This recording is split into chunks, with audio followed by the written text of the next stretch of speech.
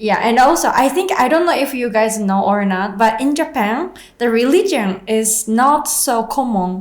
Mau dikenalin nggak? Kayak gitu nih ada perempuan nih, cuman orang Jepang. Oh ya udah boleh deh.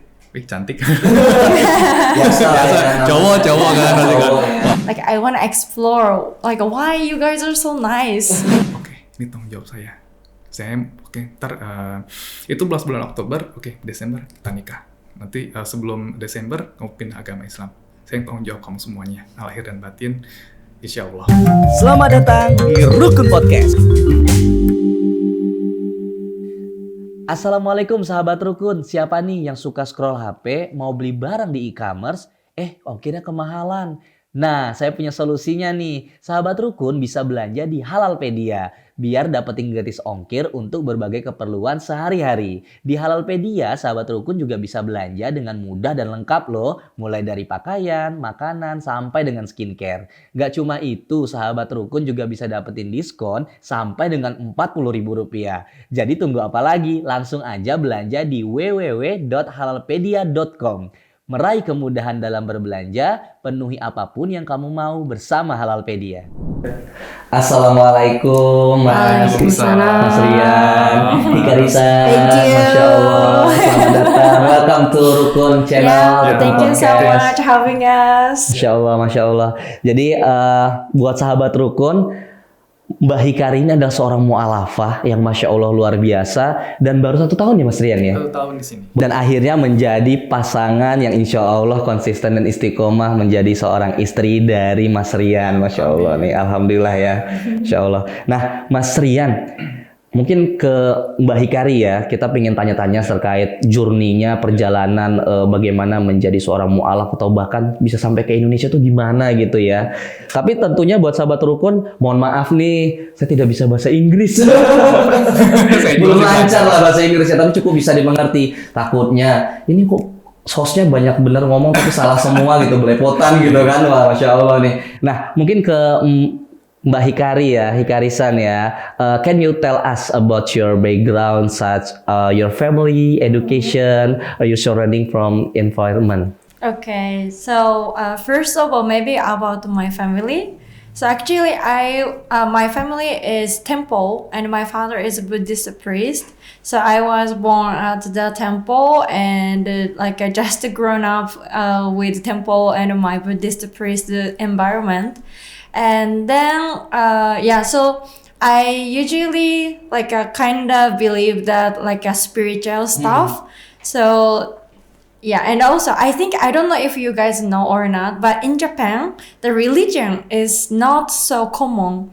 People actually believe God, believe Buddhist, and celebrate Ramadan sometimes, and also Christmas as well. So for us Japanese, we don't really think about the religion, just we enjoy as an event. But for me, I'm kind of unique that even Japan, but my father anyway Buddhist priest, so I kind of believe God and also Buddhist and something unspiritual things. Spiritual things. Okay. Yeah, and then that's my family and how I come from. Yeah. So how your journey from Japan to Yeah. Indonesia? Yeah. So then, it's so long story. Okay, so then my education maybe. So I really like overseas culture, and I really like English when I started studying. Then I got so many foreigner friends. I mean, people come from overseas. Then of course some people have the religion, sometimes Christian or sometimes Muslim, and if I use English, they teach me what their beliefs, and also I talk about how I grown up. So and then I met some Indonesian friends as well in Japan. Then they told me many differences from Japan and Indonesia, and I really feel that Indonesia is a nice country, and especially yeah, people are really cheerful like you guys, and also really like friendly, and also like they teach me the Muslim stuff because they are Muslim anyway. Then yeah, gradually I have a curiosity and I decided to move to Indonesia. Like I want to explore like why you guys are so nice, and I wanted to find out by myself, by my eyes. And then yeah, finally I came to Indonesia. Masya Allah. Jadi, waktu itu ketika Mbak Hikari ke Indonesia itu langsung ketemu sama Mas Rian? Oh tidak. Oh enggak ya? Tidak. Jadi maksudnya masih jauh nih puzzle-nya nih ya? Ya, Hikari datang ke Indonesia tuh bulan Februari. Kita ketemu tuh bulan Mei, 1 minggu setelah Lebaran. Di Satu Bandung. minggu setelah Lebaran. Ya. Jadi pertama kita ketemu tuh pertama kan sebelumnya nih sebelum ketemu itu karena saya kerja di IT, dia di IT juga. Nah saya ada teman waktu itu, teman mau dikenalin nggak? Gitu dia ada perempuan nih, cuman orang Jepang. Oh ya udah boleh deh, wih cantik. Biasa lah ya. Cowok kan, cowok ya. Oh boleh nih gitu kan. Oh ya udah dah, ada kontaknya. Ya enggak pakai IG aja ya udah. Kayak DM-an, ya udah akhirnya tadinya kita mau ketemu di Jakarta, tapi karena harus pulang kampung ke Bandung karena Lebaran kan, ya udahlah nanti aja setelah Lebaran kali. Setelah Lebaran, terus dia ngomong, udah aja ketemu di Bandung yuk, saya mau ke liburan ke Bandung. Oh ya udah, ketemulah kita di Bandung, cuma 2 hari. Nah itu kita dia pulang lagi ke Jakarta, saya masih di Bandung, yaudah nanti ketemu lagi di Jakarta. Tapi kok mau langsung ketemuan di Bandung? Iya, gak curiga ya? Gak curiga kan? Mungkin kan? Namanya orang baru kenal, ya kan ya. Apa karena memang merasa orang Indonesia itu orang yang ramah-ramah hingga akhirnya mau ketemu? Salah satu faktornya itu. Terus kedua teman kali. Yang ketiga, juga dong. Maksudnya kan beda sosial itu harus hati-hati ya. Dalam artian banyak yang pakai filter segala macam lah gitu kan. Untuk jadi waktu itu sempat insecure juga nih? Iya dong, ya udah lah. Sebelum ketemu saya video call dulu. Video call, oh sama. Oh cantik, ya udah. Oke. Mungkin sesuai ini dengan yang di medsosnya dia. Ya udahlah, oke kita ketemu yuk di Bandung. Ketemu lah, ya udah langsung date kita. Dia pengen apa sih di Bandung ada apa aja? Ya udah kita pergi ke Lembang. Oh Lembang, dia suka banget pas saya ajak ke Lembang. Oh, nah pertanyaannya boleh dibantu nih berarti Mas Yan. Waktu itu pertemuan itu kan baru berapa bulan setelah itu. Mengenal Islamnya tuh waktu di Indonesia atau saat di Jepang? Karena kan tadi kan melihat banyak banget kultur yang memang di Jepang itu sangat beragam. Walaupun secara pandangan dari Mbak Hikari sendiri kan, dan di Jepang mungkin agama bukan menjadi suatu hal yang sangat pakem dan seperti Indonesia lah. Awalnya dia tahu Muslim itu di Jepang pasti, karena dia punya banyak teman orang Indonesia yang juga Muslim. Terus juga dia diajarkan nih Muslim yang baik seperti ini. Dia diajarkan pakai hijab. Terus juga diajarkan yuk ke masjid, ada apa sih di masjid. Karena berbagai macam media, orang asing terutama yang ngelihat Muslim itu kok ada yang teroris ya, ada yang radikal ya. Nah itu yang ditakutkan, karena banyak orang berpikiran statement seperti itu. Nah untungnya dia bertemu dengan orang-orang baik lah di Jepang yang Muslim juga, makanya diajarkan ini loh Muslim baik, tidak seperti yang diberitakan macam-macam nih, ada Muslim itu jelek-jelek, enggak, Muslim itu baik. Muslim itu bersahabat. Jadi seperti inilah Muslim ketika dia melihat, oh iya ya Muslim itu jauh yang dari pikirkan dia, apa yang dia pikirkan selama ini tuh enggak, ini tuh Muslim yang baik. Mulai dari situlah dia mulai suka. Berapa lama itu kalau misalnya Mbak Hikari boleh ceritain transisi dari awal dinilai Islam itu sebagai agama yang konotasi negatif hingga akhirnya, oh iya benar nih baik nih. Okay, how long to change your mind?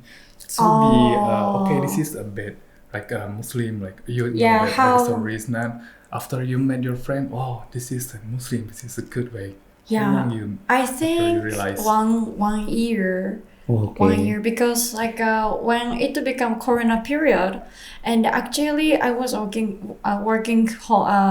working from home, and I didn't talk with anybody, and actually I got a kind of mental down period because of coronavirus, and then I also find that sometimes we cannot control by ourselves. But I was believing that I could control as much as possible. It's kind of ego. Like if I want to do this one, I can do. And then so anyway, it was really hard time for me.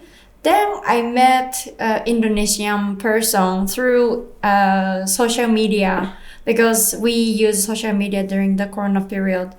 Then I was hanging out with them for 1 year, and then gradually changed my mind. Like I just found out that the Islam which the broadcast on the media, it's kinda how do you say, kinda like a very radical Muslim, but like a real Muslim or most of Muslim is not like that. People are really like believe beautiful philosophy, and they're really nice. Yeah. Mungkin itu juga menjadi salah satu hidayah ya, yang datang satu tambah satu lagi, betul. perlahan lah ya. Perlahan. Tapi kan waktu itu belum langsung masuk Islam ya? Enggak, belum. Itu waktu itu berarti masih di Jepang.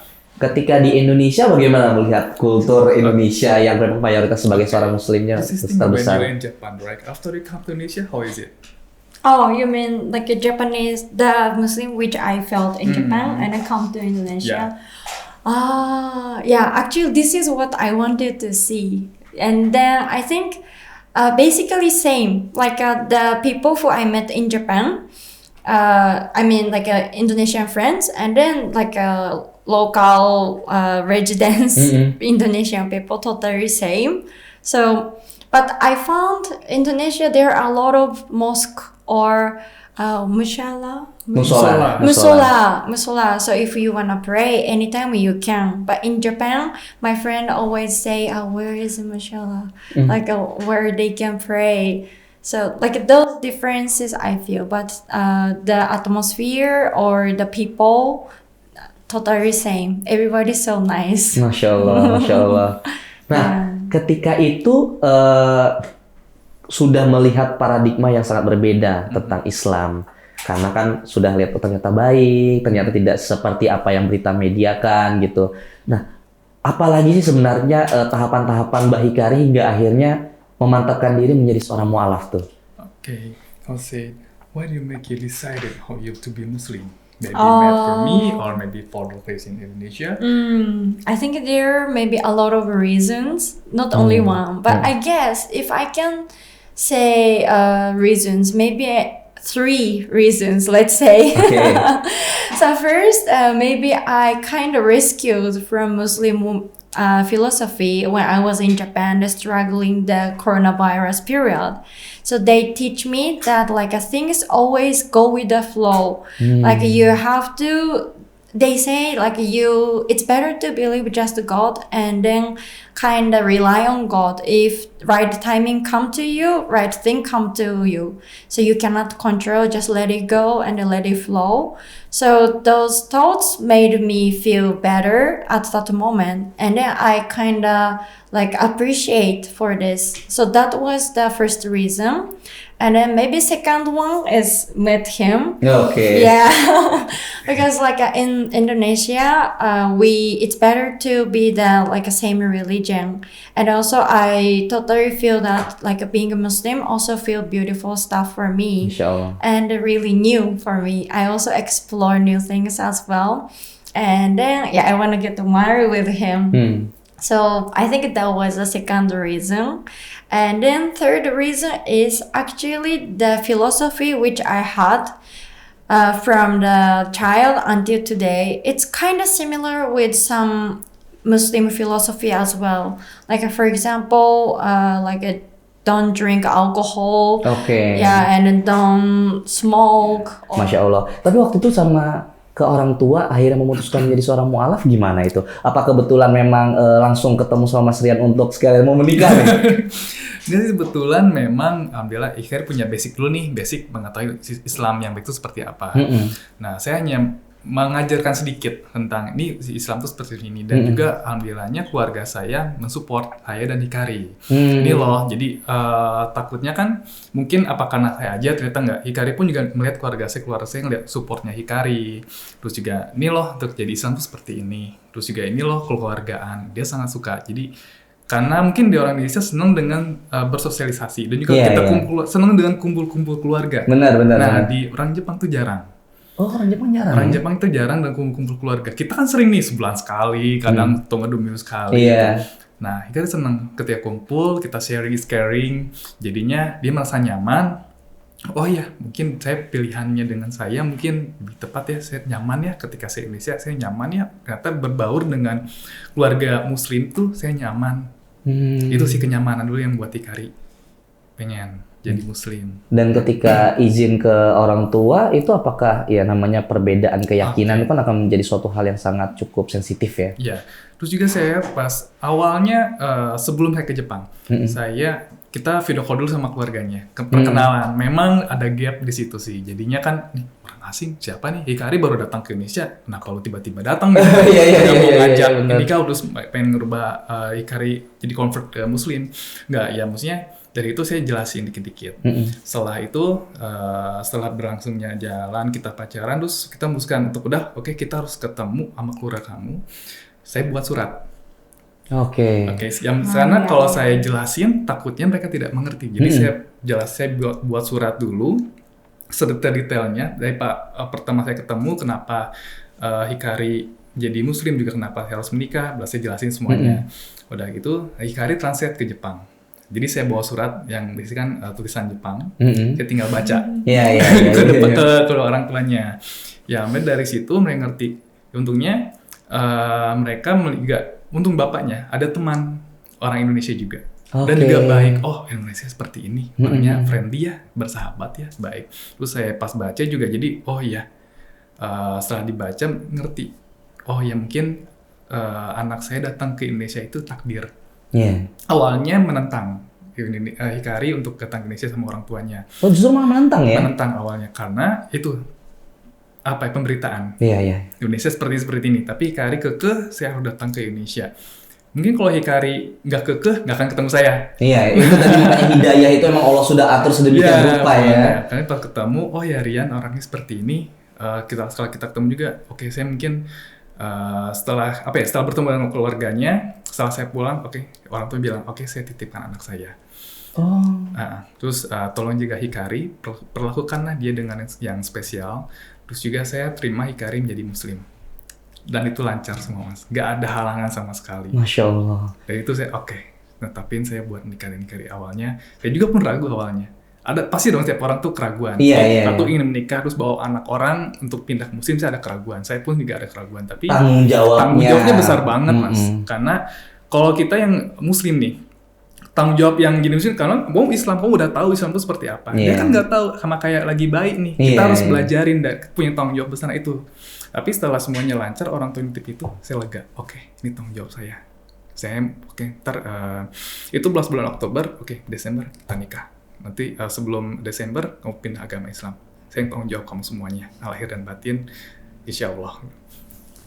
Masya Allah, luar biasa loh itu. Tapi kan memang ya takdir ketemu sama Mas Rian juga memang Allah sudah atur. Mas Rian insya Allah sanggup dan insya Allah istiqomah untuk ngebimbing Hikari, amin ya insya Allah ya. Nah, dan ini juga kalau nggak salah baru seminggu yang lalu ya resepsinya ya. Menikahnya di bulan Desember, Masya Allah. Semoga menjadi keluarga yang sakinah, mawaddah warahmah, Masya Allah.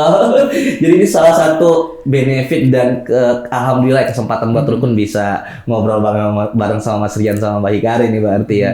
Nah, BTW sebenarnya kalau misalnya tadi kan cerita Mbak Hikari itu mendapat bimbingan juga salah satunya dari Mas Rian, kemudian melihat fenomena masyarakat kita, masyarakat Muslim yang sangat ramah dan baik, filosofinya juga sesuai.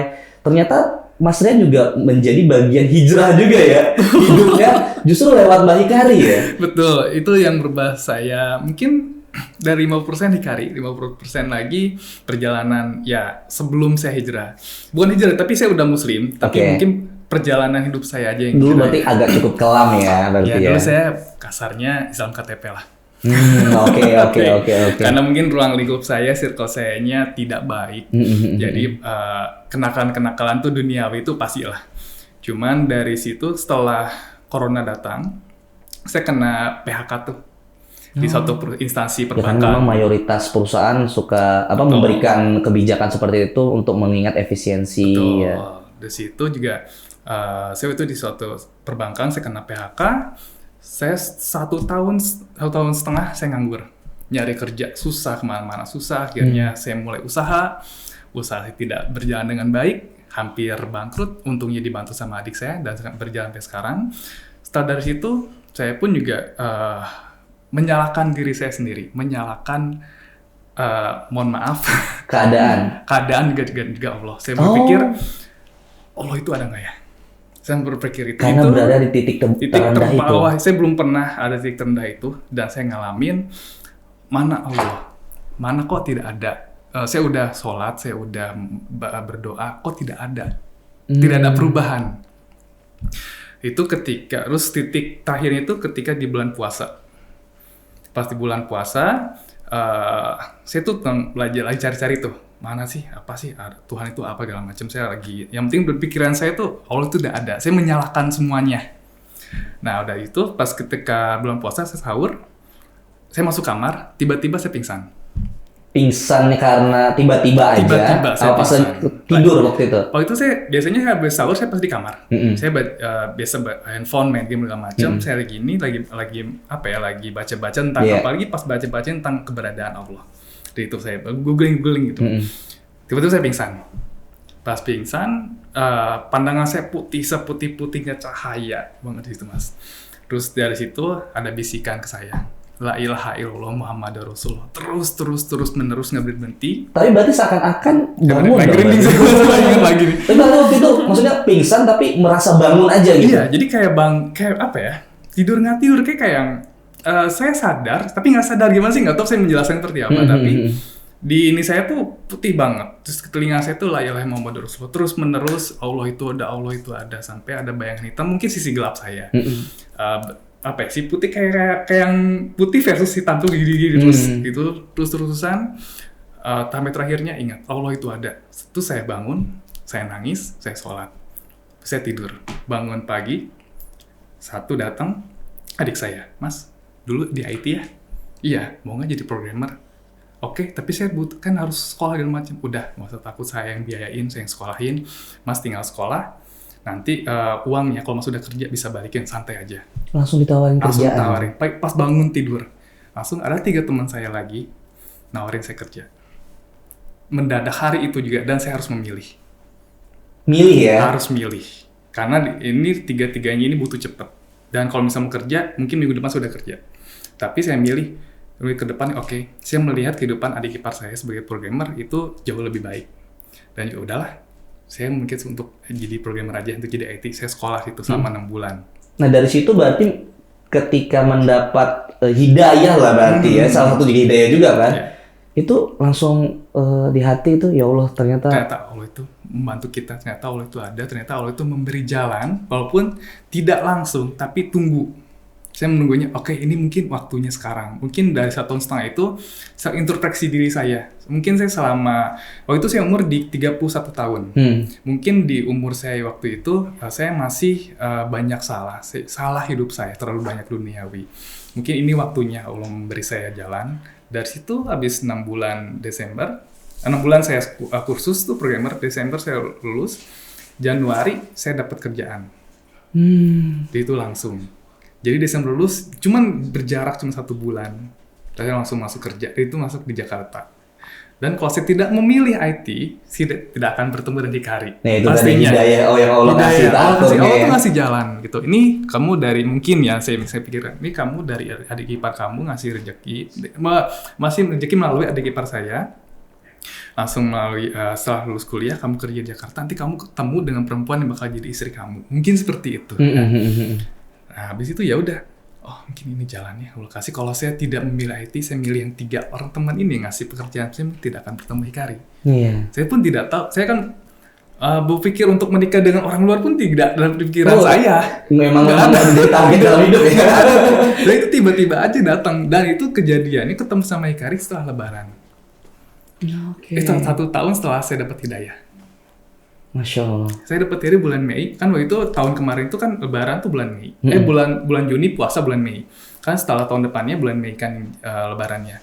1 tahun ketemu sama Hikari. Tapi menjadi pertanyaannya nih Mas ya, kenapa sampai akhirnya mempertanyakan kehadiran Allah gitu? Maksudnya Allah itu ada apa enggak sih? Karena berat banget emang waktu itu. Waktu gini, banyak mungkin teman-teman saya yang sukses Di seumurannya gitu iya, kan, sudah tapi sukses. tidak berjalan dengan agama. Dia Muslim, tapi Oke. nggak pernah sholat, mabok, sorry ya. Iya, iya. Mungkin obat-obatan, mabok, Iya, bukan. Saya nggak tahu separah teman saya, tapi kok hidup saya gini? Hmm. Kok tiba-tiba saya dikasih ujian terberat ini? Kok teman saya yang gini? Ya pasti selalu membanding-bandingkan tuh ya. Kok yang teman saya yang terburuk kok hidupnya Nikmat-nikmat aja, adem-adem manusia aja. gitu. Kok lancar-lancar aja, kok saya enggak gitu. Nah, dari situ sih. Oke. Tapi memang ini ya, apa namanya, fenomena ya. Mungkin sahabat rukun atau kita semua pasti akan merasakan ketika masih muda ngelihat orang kayaknya dari segi effort, dari segi keyakinan, kayaknya biasa aja tapi lebih sukses, lebih lancar. Kita yang sudah berjuang segala macam kok lama sekali nih untuk bisa serupa aja susah gitu ya. Jadi ketika titik terendah saya menyalahkan semuanya. Termasuk menyalahkan Allah itu. Betul. Ya Allah. Karena mungkin dari media juga Mas ada mungkin waktu itu ada fenomena agnostik. Oke. Orang yang percaya Tuhan tapi tidak punya agama. Tapi sampai tahap ke situ. Saya tambah tahap situ. Kenapa sih orang udah punya agama tapi dia ada perbedaan percayaan? Saya baca-baca di situ semuanya. Oke. Situ. Cuman ya mungkin dari situ langsung Allah stop. Langsung dikasih mimpi itu. Padahal sebenarnya kalau melihat dari kejadian itu kan sebenarnya ujian aja ya, Mas ya. Maksudnya ketika orang kaya itu kan tantangannya kan hisapnya, tanggung jawabnya. Tapi kalau misalnya kita orang yang cukup atau bahkan sulit, berarti kan tantangannya itu kan lebih dekat dengan mudorotnya ya, atau kesulitan hidup itu yang menjadi kita akhirnya bisa melenceng segala macam. Ya mungkin juga sahabat rukun merasakan sih ya seperti itu. Dan untungnya Mas Rian mendapatkan, Masya Allah itu tidak semua orang bisa merasakan hidayah ya. Dan juga saya juga ambilannya pas ketemu Hikari yang notabene beda agama, tapi dia menerima semuanya itu membawa positif vibe yang baik untuk saya. Di itu karena saya juga bukan Muslim yang baik. Saya ketika saya bertemu Hikari mau hijrah Muslim. Itu tanggung jawab saya, dan juga mungkin dia akan menikah dengan saya, ternyata oke, tanggung jawab saya akan belajar tentang jadi Muslim. Berarti ketemu sama Mbak Hikari udah memang saya pengen serius dan mau menikah gitu ya? Iya, karena dari awal bertemu pun saya ngomong ke Hikari, saya pengen menikah. Kalau misalnya kamu masih pengen main-main, jangan sama saya. Saya umur udah tua nih, udah sini. Tapi kan secara keyakinan sudah berbeda tuh. Iya kan, kan kita berjalan dulu aja deh. Pacaran dulu aja, berarti kita mengetahui satu sama lain aja perbedaan-perbedaan, karena banyak banget perbedaan, apalagi perbedaan negara ya, pasti budaya, kebiasaan, dan juga komunikasi pasti berbeda. Nah dari situ sih itu yang membuat saya juga pingin untuk berubah hidup saya, karena saya ingin belajar tentang jadi Muslim yang baik. Karena jujur aja saya tidak baik dulu sebelumnya. Itu yang berubah hidup saya 50% dari karir, 50% dari keadaan saya sekarang yang bantu banyak banget ketika sampai sekarang. Masya Allah. Atau jangan-jangan dari larangan Mbak Hikari soal nggak boleh merokok, nggak boleh minum, itu juga menjadi salah satu hijrahnya Mas Rian ini berarti ya? Ya gila ya, aduh maaf ya, saya jelek banget. Tapi kan akhirnya kan dari Mbak Hikari hijrah dong ya. Memang kebiasaan saya itu, circle saya jelek banget. Jadi saya ya rokok, mabok-mabokan, ya kadang gel. Masya Allah, ya udah.